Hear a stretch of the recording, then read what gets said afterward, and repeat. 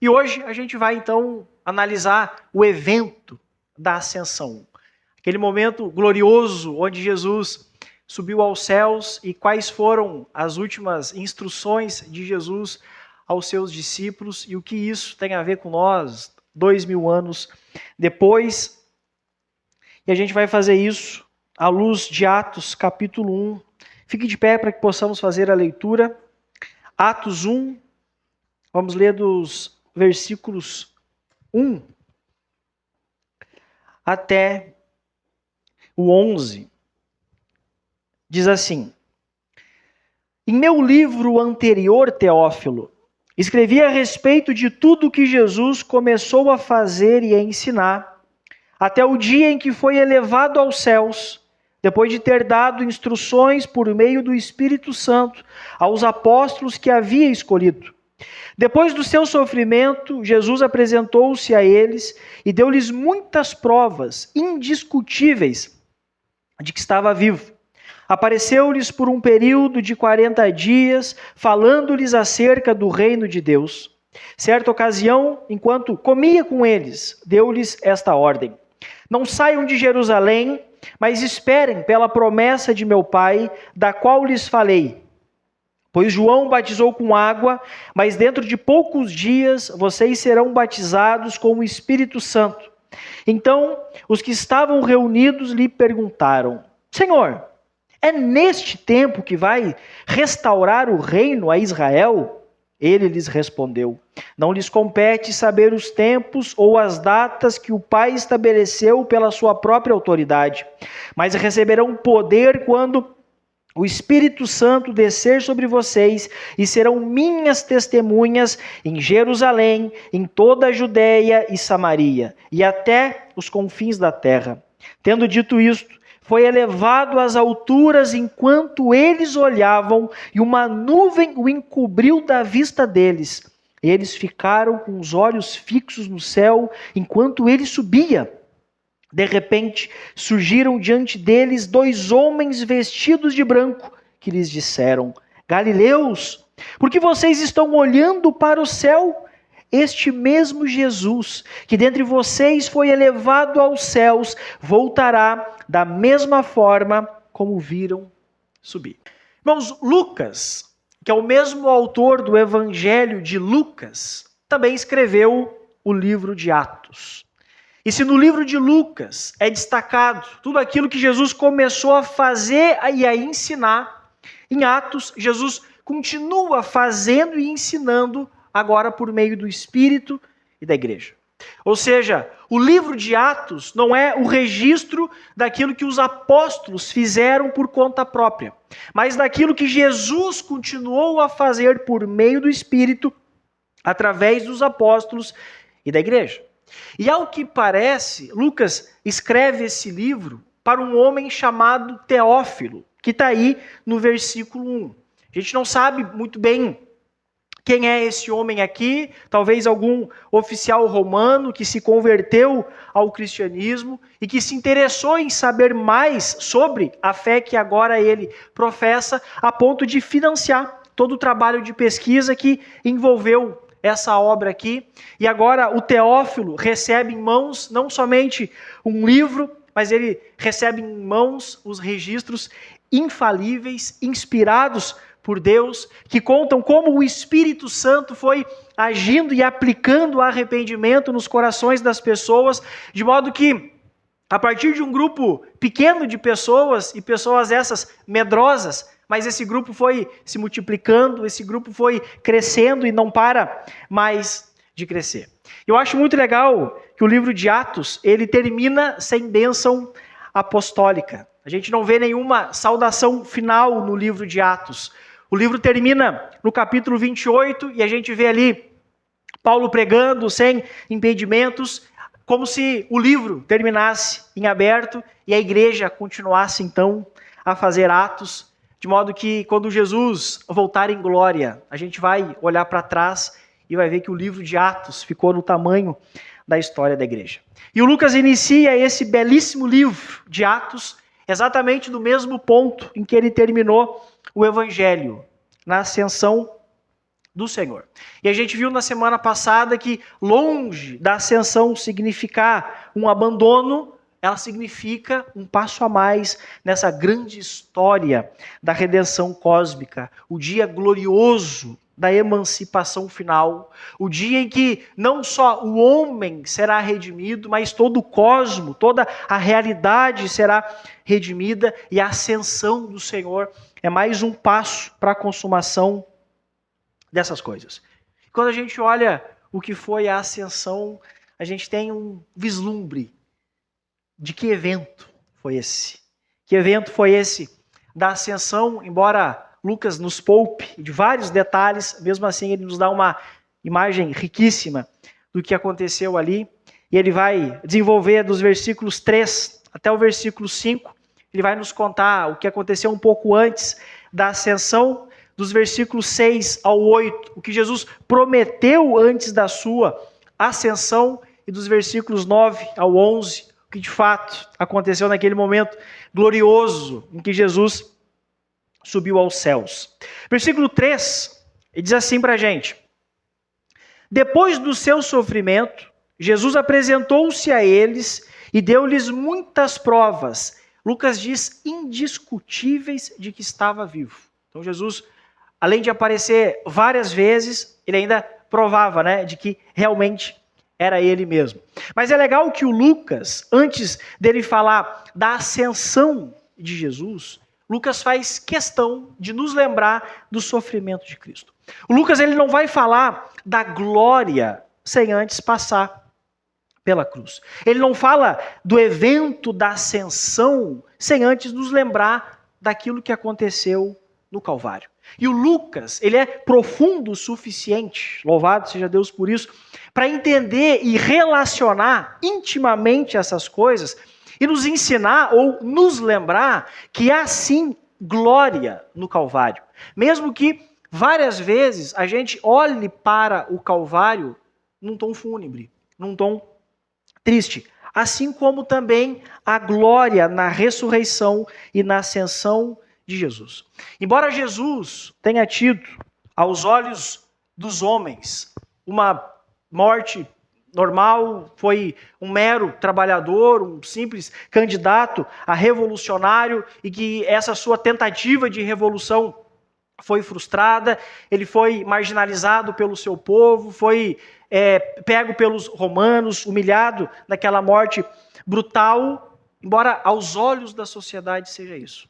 A gente não pode ter medo ou ter vergonha de falar da morte de Jesus, porque ele não era um baderneiro, ele não era um revolucionário. Ali era o poderoso Filho de Deus marchando até a cruz para morrer a minha morte, para morrer a sua morte, para morrer a morte do seu povo. E quando Lucas faz essa associação entre o sofrimento do Calvário e o triunfo de Cristo, Lucas nos lembra que não tem como eu desenvolver uma relação genuína com Cristo sem que antes eu entenda o sofrimento de Jesus. Não tem como eu admirar a ascensão de Jesus sem que antes eu me constranja com aquilo que aconteceu na cruz. E quando a gente entende e aplica isso na nossa vida, eu penso que pelo menos duas coisas acontecem. A primeira delas, a gente reconhece mais profundamente a gravidade dos nossos pecados. A Bíblia inteira fica muito claro que a salvação de pecadores envolve reconhecimento de pecado. Que a gente precisa reconhecer e viver com a convicção de que os nossos pecados ofendem profundamente a santidade de Deus, de modo que, para perdão dos nossos pecados, foi necessário que o Filho de Deus se despisse da sua glória, encarnasse, vivesse entre nós e desse a sua vida em favor do seu povo. Cristo foi até a cruz e triunfou sobre ela, para que todos nós fôssemos perdoados. E é somente quando eu creio verdadeiramente em Jesus Cristo e na sua obra vicária, é que a justiça de Deus repousa sobre mim. E aí nesse momento eu sou declarado inocente. Que escândalo é a cruz de Cristo. E diante do escândalo que é a cruz, além de nós termos os nossos pecados perdoados por Deus, frutos começam a aparecer na nossa vida. Eu penso em pelo menos 4. A gente se torna pessoas mais humildes. Não tem como a gente ser arrogante diante da cruz de Cristo. Nós nos tornamos pessoas mais quebrantadas, porque a gente começa a entender a profundidade desse evento. Que Jesus não foi um mero mártir que assumiu uma causa para si, que levantou uma bandeira e isso foi frustrado. Mas era o poderoso Filho de Deus levando consigo a nossa culpa, os nossos pecados. É impossível diante da cruz nós não nos tornarmos pessoas quebrantadas, pessoas mais misericordiosas, porque a gente entende o quão pecadores nós somos, o quão falhos nós somos. Mesmo assim o Senhor nos amou, mesmo assim o Senhor estendeu da sua misericórdia para com cada um de nós. Como nós não ecoarmos isso que nós recebemos para o nosso próximo? E nos tornamos pessoas prontas a perdoar. Quando a gente entende definitivamente a profundidade do que é sermos perdoados de todos os nossos pecados, a gente valoriza o perdão que a gente recebeu de Cristo. Nessa caminhada as pessoas vão nos ferir. Isso é inevitável. Mas a cruz de Cristo impede que o ressentimento domine o nosso coração. A cruz de Cristo impede que nós sejamos definidos por esses eventos. John Stott dizia que é impossível permanecermos orgulhosos diante da cruz de Cristo. E igualmente é impossível contemplarmos a cruz seriamente e continuarmos alimentando amargura contra alguém. E que mensagem que a gente precisa reforçar, mesmo dentro do arraial dos crentes. No mundo cada vez mais individualizado, o Senhor nos ensina essas coisas. A segunda coisa que acontece quando compreendemos o sofrimento de Cristo é que a gente entende a imensidão do amor de Deus. Que mesmo nós ali mergulhados em nossos pecados, mesmo nós mergulhados na nossa rebeldia, Deus não nos abandonou. Deus não nos entregou a nós mesmos. Antes Ele entregou o seu próprio Filho por amor a nós. Paulo, escrevendo aos Romanos, diz no capítulo 5, que Deus prova o seu amor para conosco, pelo fato de Cristo ter morrido por nós, sendo nós ainda pecadores. Saber disso, meus irmãos, transforma profundamente a maneira como a gente enfrenta a vida. Quantas vezes eu sou tentado, quantas vezes você também é tentado a medir o amor que o Senhor tem comigo, contigo, a partir das orações respondidas ou não respondidas. E não poucas vezes nós nos frustramos por isso. Ou porque pensamos que a resposta do Senhor está demorando demais. Ou porque pensamos que o Senhor não está nos ouvindo, não está atendendo aos nossos pedidos. Entretanto, não é assim que o amor de Deus é medido. O amor de Deus é medido por aquilo que aconteceu na cruz. Onde Ele deu aquilo que tinha de melhor. Jesus vai até a cruz, triunfa sobre ela para que os nossos pecados, todos eles, fossem perdoados. Não há prova maior de amor, meus irmãos, do que termos definitivamente todos os nossos pecados perdoados.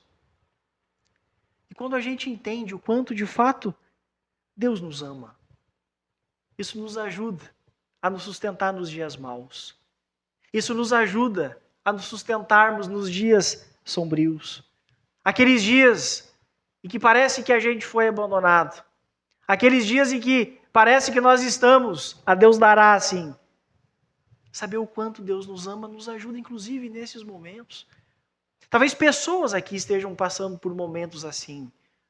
Olhe para a cruz. Olhe para a cruz. A cruz grita o quanto Deus ama o seu povo. A cruz grita o quanto o Senhor ama o seu povo e o quanto nós somos amados por Ele. Lucas associa essas coisas e continua dizendo que depois do sofrimento, morte e ressurreição, está aí na sequência do versículo 3. Jesus apresentou-se a eles e deu-lhes muitas provas indiscutíveis de que estava vivo. Apareceu-lhes por um período de 40 dias, falando acerca do reino de Deus. Então, esses 40 dias aqui foram suficientes para dissipar qualquer dúvida. Jesus venceu a morte, Jesus de fato está vivo. O túmulo vazio não era uma invenção dos discípulos. O túmulo vazio não significa que o corpo de Jesus foi roubado, mas Jesus ressuscitou verdadeiramente. Jesus está vivo.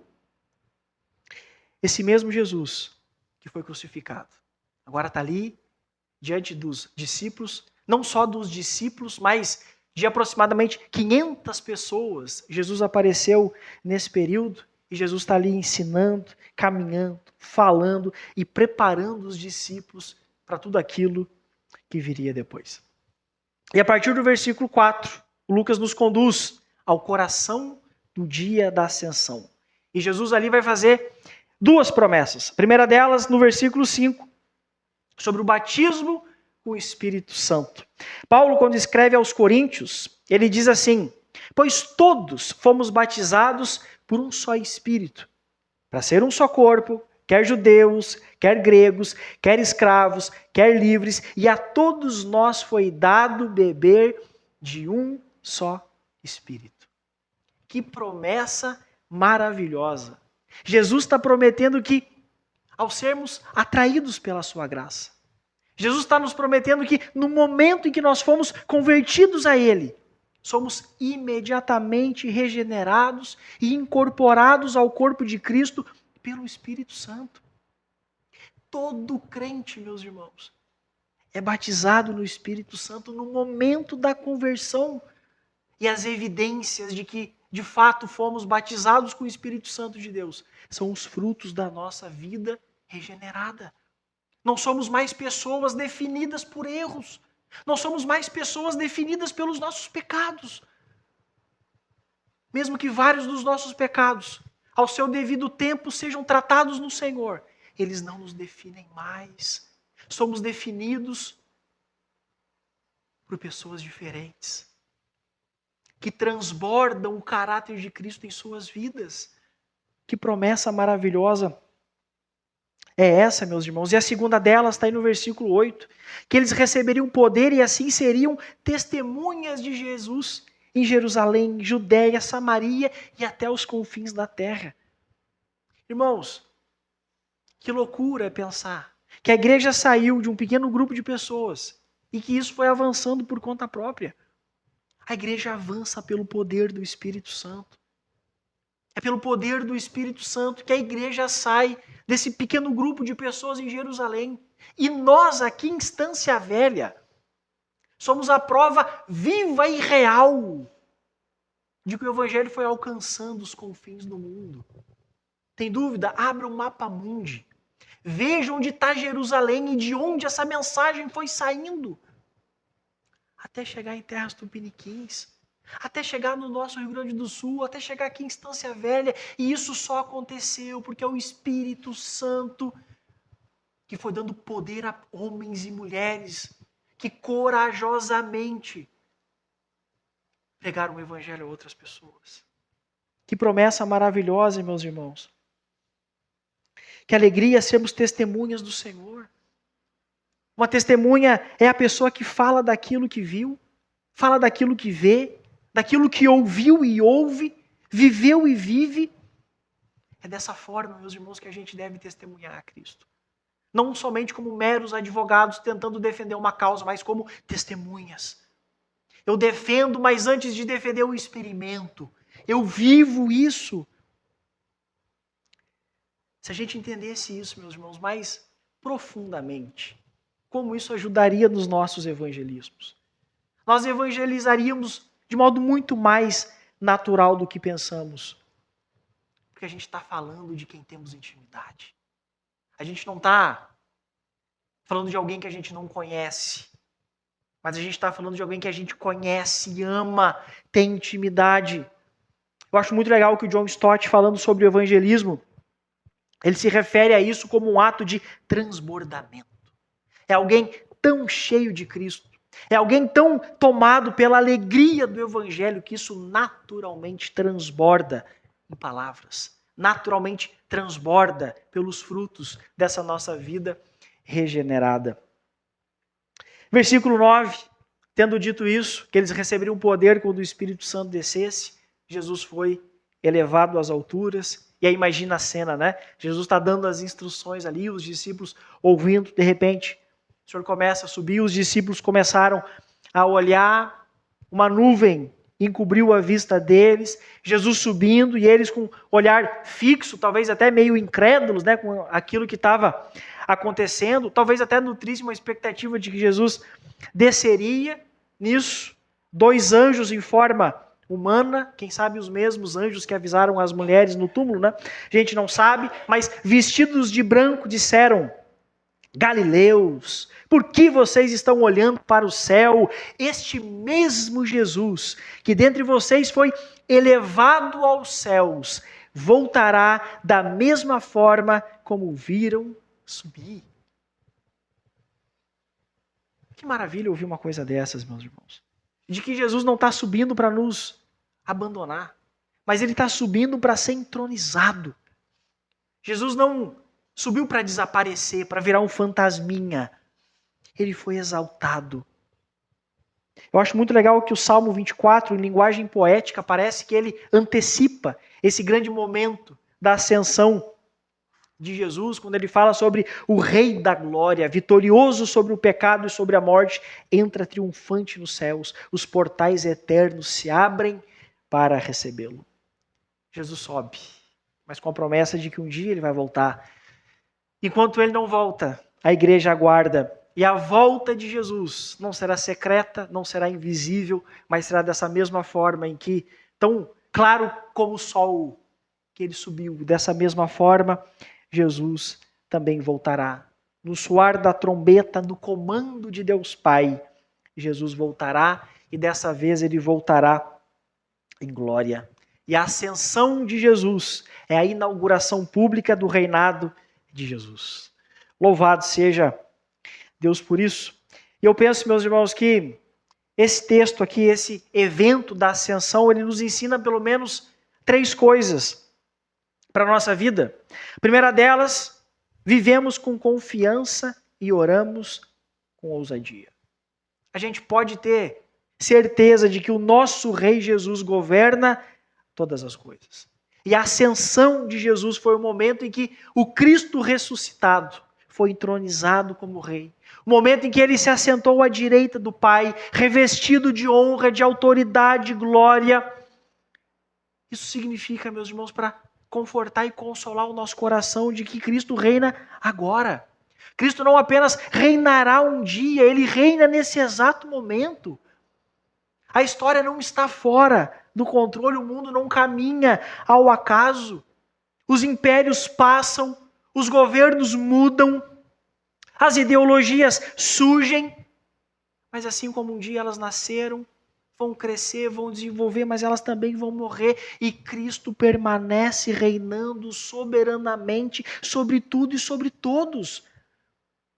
Eu sei, meus irmãos, que todos nós aqui somos tentados a agir como se o futuro do mundo dependesse de homens poderosos. Eu sei que nós somos tentados a viver como que se o futuro do mundo dependesse de estruturas humanas, ou até mesmo de decisões políticas, especialmente em anos de eleições. E esse ano a gente vai ter eleições para presidente. A gente vê quantos cristãos sendo consumidos pelo medo, quantos cristãos sendo consumidos pela ansiedade, pelo desespero, como que se a esperança da igreja estivesse confinada aos resultados da urna. Quantos cristãos colocam a salvação do país nas mãos de candidatos? A esperança da igreja nunca esteve em Roma. A esperança da igreja nunca esteve em Jerusalém. E também não vai estar em Brasília. A esperança da igreja sempre esteve no Cristo ressurreto e exaltado. Ano de eleições. Vote com consciência. Vote com muita consciência e responsabilidade. Mas não desloque a sua esperança a político algum. O reinado de Jesus é intransferível. É intransferível. Nenhum presidente ocupa o trono do universo. Nenhum governo sustenta a igreja, meus irmãos. Nenhuma crise ameaça a soberania de Cristo. Ele é rei e governa sobre todas as coisas. E Jesus continua governando quando os governos caem, quando os presidentes mudam, continua reinando quando o mundo parece desmoronar, continua sendo o Senhor quando tudo ao nosso redor parece instável. E é justamente porque Ele é rei e Ele reina soberanamente que a gente pode orar confiante. A gente pode orar com ousadia, porque a gente ora a um rei vivo, a um rei presente e a um rei soberano. Segunda lição, ser testemunha de Jesus é amar a Ele e se envolver na missão. Ser testemunha de Jesus não é simplesmente a gente ter informação correta sobre quem é Jesus. Não é a gente saber repetir as nossas doutrinas, não é a gente saber repetir os fundamentos da nossa fé, não é a gente simplesmente repetir versículos ou até mesmo a gente frequentar cultos. Mas ser testemunhas de Jesus é a gente amá-lo profundamente. É a gente ter o coração envolvido e tomado pela beleza do Evangelho. É a gente reconhecer que Jesus não é apenas alguém importante na história, mas Ele é o Senhor da nossa vida. Meus irmãos, ninguém testemunha daquilo que não ama. Por isso nós devemos amá-lo sobre todas as coisas. Para que a gente possa falar naturalmente daquilo que ocupa o nosso coração. E quando Cristo se torna de fato o nosso tesouro, fica difícil a gente se tornar indiferente ao fato de que tantas pessoas vivem totalmente apartadas do Senhor. Ser testemunha é amá-lo e desejar sinceramente que outros também o conheçam, o adorem e encontrem nele a vida eterna. Quando Jesus disse aos seus discípulos que eles seriam suas testemunhas, Jesus está chamando homens e mulheres comuns para participarem da continuidade da sua obra no mundo. O Evangelho, de forma alguma, terminaria com a ascensão de Cristo, pelo contrário. A missão continua através da igreja. Essa igreja é essa sendo capacitada pelo Espírito Santo. E nós, meus irmãos, temos uma responsabilidade diante do mundo. A gente não pode reduzir a nossa fé a uma experiência privada, como que se a salvação significasse simplesmente a nossa ida ao céu. Jesus nunca separou comunhão com Ele, com o compromisso que a gente deve ter com a missão. Todo aquele que foi alcançado pela graça também é convocado a anunciar essa mesma graça. A gente precisa, meus irmãos, pregar o Evangelho com a expectativa de que as pessoas sejam convertidas a Deus. Porque o Evangelho é o poder de Deus para a salvação. A gente não está falando sobre uma filosofia religiosa. A gente não está pregando sobre moralidade. A gente anuncia o Cristo crucificado e ressuscitado. A gente anuncia o poderoso Filho de Deus. E somente Ele tem poder para transformar pecadores culpados diante dEle em pecadores inocentados. A gente precisa falar para as pessoas de Jesus. A gente precisa plantar novas igrejas. Eu acho muito legal, e é um autor desconhecido, infelizmente, mas ele tem uma frase muito legal que diz assim: se você deseja plantar algo que dure uma semana, plante hortaliças. Se deseja algo que dure uma estação, plante flores. Se deseja algo que dure uma vida, plante uma árvore. Mas, se deseja plantar algo eterno, plante uma igreja. Participar da missão de Deus no mundo é um dos maiores privilégios da nossa vida. Que privilégio, meus irmãos, é participarmos de algo eterno. Algo que o próprio Senhor confiou a nós. Meus irmãos, a nós. A gente viu os discípulos, que são muito melhores do que nós. Às vezes agindo de forma tão bobinha, tão tolinha. E foi a eles, a nós, a sua igreja que o Senhor confiou essa missão sem que houvesse um plano B. E que privilégio, meus irmãos, é participarmos disso. Que responsabilidade também é essa que nós recebemos. Participar da missão de Deus exige renúncia. Eu acho muito legal que o mesmo Lucas, quando a gente avança para Atos capítulo 15, ele diz que o Paulo e o Barnabé eram homens que arriscaram a vida pelo nome de nosso Senhor Jesus Cristo. E a gente vê o contraste com o nosso tempo. A gente vê Paulo e o Barnabé dispostos a darem a própria vida, morrerem pelo Evangelho. E a gente vê hoje cristãos que acham um sacrifício enorme participarem dos cultos ao domingo. Quando a gente olha para esses homens dispostos a darem a própria vida, hoje a gente acha um sacrifício enorme falar para um parente nosso de que ele precisa de Jesus, senão ele passará a eternidade dele no inferno. E qual que é a diferença disso, meus irmãos? Não é porque Paulo e Barnabé eram super-heróis, mas era porque eles entenderam que Cristo era digno de qualquer custo. A gente vê na história de Paulo, esse homem enfrentou prisões, perseguições, fome, foi rejeitado, o risco constante de morte para que Cristo fosse anunciado. Esse homem não morreu com a fama que tem hoje. Muitas pessoas tinham Paulo como um cara esquisito, como um Paulo estranho, que tomou várias decisões erradas, plantou igrejas problemáticas. No julgamento não teve um amiguinho para defendê-lo. Precisa avisar para talvez um dos amigos mais íntimos dele, que é o Timóteo. Timóteo, não fica com vergonha, tá? Tá todo mundo ficando com vergonha. Mas não fica, tá, Timóteo? Mas porque esses homens entenderam de que Cristo era digno de qualquer coisa. Eles colocavam em xeque a sua reputação, os seus desejos, o seu conforto, para que Cristo fosse proclamado. E a pergunta para mim, a pergunta para você é: o que eu estou disposto em arriscar em prol da missão de Cristo? O quanto eu estou disposto em abrir mão para que Cristo seja proclamado, para que Cristo seja anunciado? De quantas coisas, meus irmãos, eu estou disposto em abrir para que pessoas que eu amo conheçam a Cristo?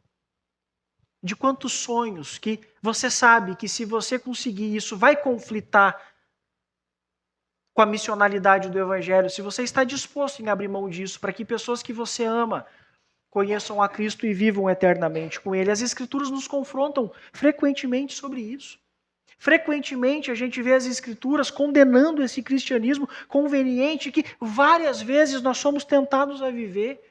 Esse cristianismo confortável, sem custo, sem renúncia, sem entrega, que eu apareço só no domingo para participar do culto. Quantas pessoas estão abraçando isso? Mas isso não transforma a vida de ninguém. Bonhoeffer chamava de graça barata, uma graça que não confronta, uma graça que não perdoa pecados, que não regenera o homem. Frequentemente as Escrituras denunciam isso e mais uma vez a gente se depara com isso, de que tem coisas que vão nos custar, meus irmãos, para que pessoas que a gente conhece, pessoas que a gente ama, conheçam a Cristo. E talvez essa seja uma das grandes tragédias nos dias de hoje, em que a gente contempla silenciosamente nossos familiares indo ao inferno sem que a gente sequer fale que eles precisam de Jesus. A gente confortavelmente consegue olhar para os nossos amigos e familiares descrentes, sabendo que eles não têm Cristo e que, ao morrerem, eternamente irão para o inferno, e a gente confortavelmente assiste isso, e às vezes para pensar na eternidade deles, somente depois que eles morrem, quando já não há mais tempo. As Escrituras denunciam isso. De que é possível a gente admirar a missão, e mesmo assim a gente continuar parado. De que é possível a gente concordar com sermões evangelísticos, e mesmo assim a gente ficar calado. De que é possível a gente amar e admirar a ideia do reino de Deus que avança e supera tudo a todos, e mesmo assim continuar vivendo somente para os nossos próprios interesses. Jesus não disse para os discípulos: vocês receberão poder para serem meus espectadores. vocês serão minhas testemunhas. Isso custa, isso exige, mas é o que Jesus espera de nós, meus irmãos. Terceira e última lição, Jesus subiu, um dia ele vai voltar, e a gente aguarda a sua volta com esperança. Absolutamente tudo aquilo que Jesus disse que aconteceria, aconteceu. Se uma coisinha só não tivesse acontecido, a gente poderia abandonar tudo. Mas absolutamente tudo que Jesus disse que aconteceria, aconteceu. Disse que morreria, morreu. Disse que ressuscitaria, ressuscitou. Prometeu o Espírito Santo foi dado, foi derramado. Prometeu que edificaria a sua igreja. E a igreja continua viva até hoje, apesar de várias perseguições. Falta uma coisa: Jesus voltar. E ele vai voltar. Um dia Jesus vai voltar. A gente não sabe, ninguém sabe. Mas esse dia já foi pré-estabelecido, definido nos conselhos da Trindade antes mesmo do haja luz. E quando esse dia chegar, os céus vão se rasgar e Jesus voltará em glória. Que evento será esse, meus irmãos? Atos. Nos diz aqui que os anjos disseram aos discípulos: esse mesmo Jesus, não é outro, não é uma cópia, esse mesmo Jesus que subiu aos céus, ele vai voltar da mesma maneira. Eu sei que os discípulos estavam chateados aqui, eles ficariam sem a presença de Jesus e talvez nós também ficaríamos. Mas esse evento jamais pode significar o fim da história. Mas a subida de Jesus significa que haverá um dia um retorno glorioso diante de nós. E a gente precisa se perguntar, meus irmãos, com sinceridade, se a volta de Cristo faz parte dos nossos pensamentos. Será que a gente aguarda o retorno de Cristo? E se a gente aguarda, como que a gente aguarda? A gente pensa em tanta coisa, a gente projeta em tanta coisa. Mas será que em algum desses planos a volta de Cristo faz parte? O quanto da volta gloriosa do Senhor ocupa a nossa mente? Quantas vezes a gente se pega pensando assim: Senhor, um dia o Senhor vai voltar. O Senhor Jesus falou muito mais sobre a sua segunda vinda do que sobre a sua primeira. Ele vai voltar, meus irmãos. Ele vai voltar. É constrangedor que o Novo Testamento, quando descreve a igreja como sendo um povo que aguarda. Descreve a igreja como um povo peregrino. Um povo que vive entre a ascensão e o retorno glorioso de Cristo. As Escrituras várias vezes nos expõem a realidade de que a gente não pertence definitivamente a esse mundo. De que a nossa esperança final não está enraizada aqui, em nenhum projeto, mas nas promessas de Cristo. Sobretudo na promessa de que Cristo vai voltar. Eu sei que às vezes pode parecer que está demorando. Jesus disse isso há 2000 anos. Mas ele continua conduzindo a história. Ele não está atrasado. Ele governa e conduz a história conforme a sua perfeita vontade. Ele continua formando um povo. Ele continua salvando pecadores. Ele continua reunindo seus filhos dos 4 cantos da terra. Enquanto isso, a igreja permanece aguardando. E a igreja aguarda servindo. A igreja aguarda testemunhando. A igreja aguarda perseverando. A igreja aguarda com alegria e esperança. A esperança do crente tem nome: Jesus Cristo, o Rei. E esse Rei vai voltar.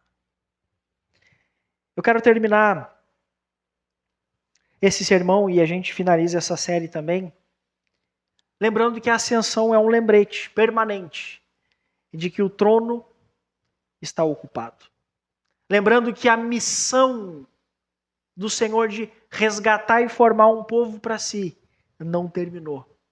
Que o Espírito Santo foi derramado. E o Cristo exaltado vai voltar. É isso que deve ocupar a nossa mente. É isso que deve estar enraizado no nosso coração e na nossa alma. Preguemos o Evangelho e aguardemos Cristo com esperança. Falemos do amor de Jesus aos nossos amigos. Todos nós temos amigos e familiares descrentes que colocam a sua confiança em um monte de coisa. Mas um dia essas coisas, se a gente não falar, essas coisas falarão por si próprias de que elas todas serão insuficientes para sustentar o peso e a culpa que eles têm diante do Senhor. Nós temos a mensagem de salvação para a vida eterna. Proclamemos Cristo para a honra e glória do Senhor. Amém?